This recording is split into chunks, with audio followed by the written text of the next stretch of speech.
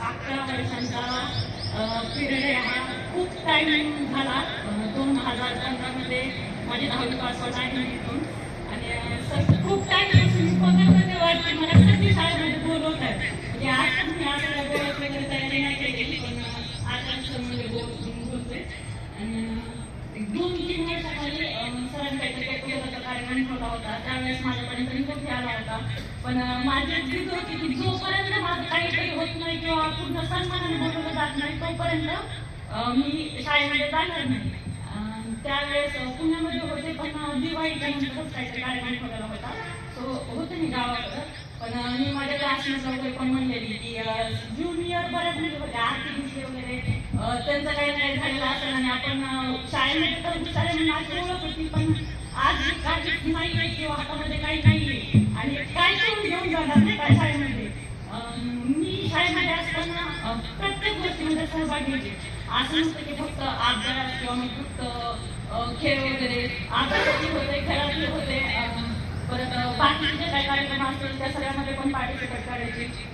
जसं की annual function असेल, ट्रिप वगैरे असेल, मी असं काहीच नव्हतं जे स्किप करत होते. काहीच म्हणजे काहीच नाही. ऑलराऊंड सगळ्यामध्ये असायची. आणि गावामध्ये पण सगळीकडे असं असतं की हुशारे. पण ग्रॅज्युएशन म्हणजे 21 वर्षापर्यंत मला असं काही नव्हतं की करिअरसाठी अभ्यास करायचा असतो. मी असं रँडमली माझं होत चाललंय, सहज अगदी भेटत होतं.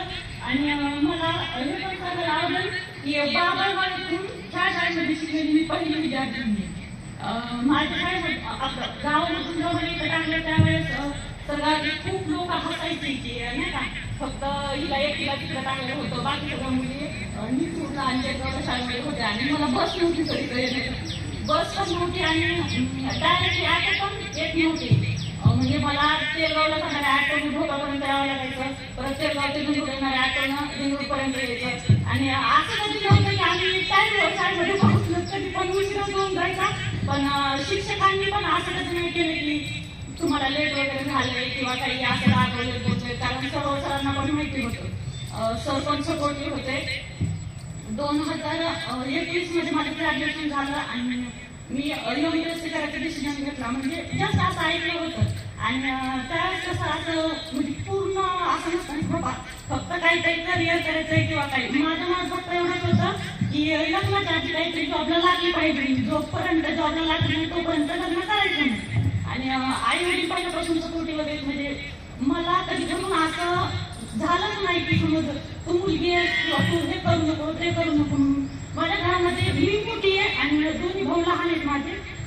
पप्पाचं नेहमी असं असतं की त्यांच्यापेक्षा जास्त मोठ्या पदावर तू पाहिजे म्हणजे तुला त्या दोघांना बोलता येते. आणि त्यांनी पण पाठवलं पुण्याला पाठवायचं. त्यावेळेस बऱ्याच रिलेटिव्ह असं चाललं होतं की 21 वर्ष आहे आता लग्नाचं वगैरे बघायचं सोडून शिक्षणासाठी कुठं पाठवत आहे. पण वडिलांचा सपोर्ट नेहमीच होता. त्यांनी तेव्हाही आताही आणि मला वाटतं इथून पुढेही ते प्रत्येक वेळी सपोर्ट करतील म्हणण्यापेक्षा कसं माझ्या शिक्षणाचा डिसिजन हातांनी घेतला. बाबागावमध्ये 2010 मला वाटतं मी इथं होते. माझं पहिल्यांदा ॲडमिशन घेतलं, पहिल्यांदा गाव सोडलेलं. पण 5वी ते 10वी पर्यंत असंच वाटलं की मी स्ट्रगल करते. वयाच्या 21व्या वर्षी जेव्हा पुण्याला मला पाठवलं मी पूर्ण नवीन मुलीमध्ये गेलेले होते. आणि कशाची भीती वाटली तरी मी करत राहते. सुरुवातीला अनुभव कुणालाच नसतो, फक्त एक स्टार्टिंग करायची फक्त आपल्या हातामध्ये असते. आणि तुम्ही तर म्हणले बघा will beginning is the happen. तुम्ही फक्त सुरुवात करा. कुठल्याही फील्डमध्ये पडल्याशिवाय तुम्हाला त्याबद्दल माहिती होत नाही.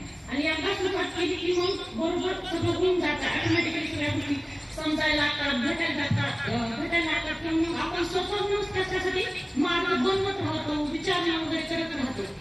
2021 मध्ये पुण्याला गेल्यावर मी पूर्ण मुलींमध्ये गेलेले होते. आणि मला मुली इथं चांगल्या भेटल्या नाही त्याच्यामुळे माझं MPSC साठी पण वगैरे लागला. पण MPSC चालू असतानाच मी माझं इकडे पण ॲडमिशन लागलेलं होतं. सो ॲडमिशन माझं पण नाही केलं. ग्रॅज्युएशन केलं कॉम्प्युटर सायन्समध्ये, देन पोस्ट ग्रॅज्युएशन केलं. त्याच्यानंतर BEd पण केलं. म्हणजे मी MPSCचा अभ्यास करत इकडं पण डिग्री वगैरे चालू आहे आणि शिक्षक भरतीची पण तयारी करते. तर फक्त 10 दिवसाचा अभ्यास होता आणि पोस्ट निघली. कारण आधी तर असं वाटत होतं की नाही MPSCचा अभ्यास करते आणि कशाला हा फॉर्म भरायचा. पण गावामध्ये लोकांना नसतं माहिती एमपीएससीचा अभ्यास वगैरे काय. एमपीएससी मध्ये सुरुवातीला गेलं की तिथं आधी एमपीएससी सांगते 10वी-12वीला जो मार्क्स केलाय ना, 10वी-12वीला जे टॉप केलाय ना, त्या सगळ्याचा मार्क्स एमपीएससी काढून टाकते. म्हणजे फक्त 5वी पासून ते 11वी-12वी पर्यंतचं तुमचं मॅथ असेल, सायन्स असेल, त्यानंतर इतिहास, राज्यशास्त्र, हे सगळे विषय फक्त तुम्हाला तिथं बेसिक म्हणून करायचे. आणि त्याचं एक रेफरन्स बुक आहे 800 पेजेसचं, काही 400 पेजेसचं. आणि एमपीएससी असं राहतं की तुम्ही एका टप्प्यामध्ये दोन्ही पण पेपर काढले पाहिजे. म्हणजे कंबाईनसाठी 2 पेपर तुम्हाला आणि एमपीएससी साठी 3. समज प्रिलिम्स, मेन्स आणि क्लास 1 जेवढे कोर्स आहे त्याच्यासाठी इंटरव्ह्यू राहतो. तर बस तयारी करा. आणि कॉम्पिटिटिव्हची तयारी करायची असेल कुणाला तर त्या मुलीला सांगायचं की डिसिजन लवकर घ्या. म्हणजे नाही का आमच्यावर असं सांगणार नाही होतं किंवा आम्हाला 21 वर्षापर्यंत असं समजत नाही होतं की अभ्यास हा करिअरसाठी करायचा असतो किंवा सामाजिक प्रतिष्ठेसाठी करायचा असतो. मी पण माझं होत चाललंय म्हणून करत होते. पण 21 वर्ष कुणाला गेल्यावर तेव्हा तिकडच्या मुलीचं सगळं बघितलं. लिटरली कोणी 4-4 वर्ष गावात फक्त दिवाळीला पण येत नाही. कशाच म्हणजे कशाच नाही. आपण जर इथं आहोत आणि ज्या वयामध्ये अभ्यास खूप चांगला होतो म्हणजे बर्डन नसतं, धाक नसतं, कोणी कोणी विचारणार नाही, रिलेटिव्ह असतं किंवा मग फॅमिलीमध्ये कोणी असते. स्पर्धेमध्ये करा म्हणजे कसं प्रश्न उत्तर वगैरे असेल, जसं आमच्या टाकायचं प्रश्न उत्तर वगैरे घ्यायची विरुद्ध ब. तर असं करा आणि सगळ्या गोष्टीमध्ये सगळ्या ह्याच्यामध्ये पार्टिसिपेट करा. विश्वास बसत नाही की मी खरंच आहे. 2-3 दिवसाखाली मी म्हणले मैत्रीला, मी तुला म्हणले होते म्हणून की जोपर्यंत माझं काय होत नाही तोपर्यंत मी जाणार नाही म्हणून शाळेत. ऍक्सेप्ट होत नाही की खरंच झाले, कारण मी खूप लॉंग पिरियड आहे. 2020 पासून सुरुवात केल्यापासून अपयश आणि आता कुठेतरी काहीतरी झालं. आणि 10 दिवसाच्या अभ्यासामध्ये भेटले का त्याच्यामुळे पण माझा विश्वास बसत नाही झालं म्हणून. त्या आता 22 तारखेला हा पेपर झाला आणि त्याच्या आधी जस्ट 7 तारखेला माझा सीटीईटीचा पण पेपर होता पुण्याला. तो पेपर पण म्हणजे 15 दिवसाच्या गॅपनं तो पेपर पण माझा क्वालिफाय झाला आणि हा पेपर पण झाला. शाळेमध्ये पूर्ण 6 वर्ष होते. सगळं असं नाही का साऊथ मूवीचा फ्लॅशबॅक सारखं डोळ्यासमोर दिसतंय. 5वीला भालेकर सर आम्हाला इंग्लिशला होते, क्लास टीचर होते. आणि सरांना नेहमी 4 लाईन किंवा क्लासमेट किंवा म्हणून मी ती पाहिजे तसं म्हणजे पत्तर वळ्या घेऊन नका. परत हिंदी, मराठी 6वी का 7वीला ते हिंदी विषयाला होते. तर हिंदीला हवा ही कविता होती. मला ती कविता आज पण आठवण आहे, पूर्ण पाठी.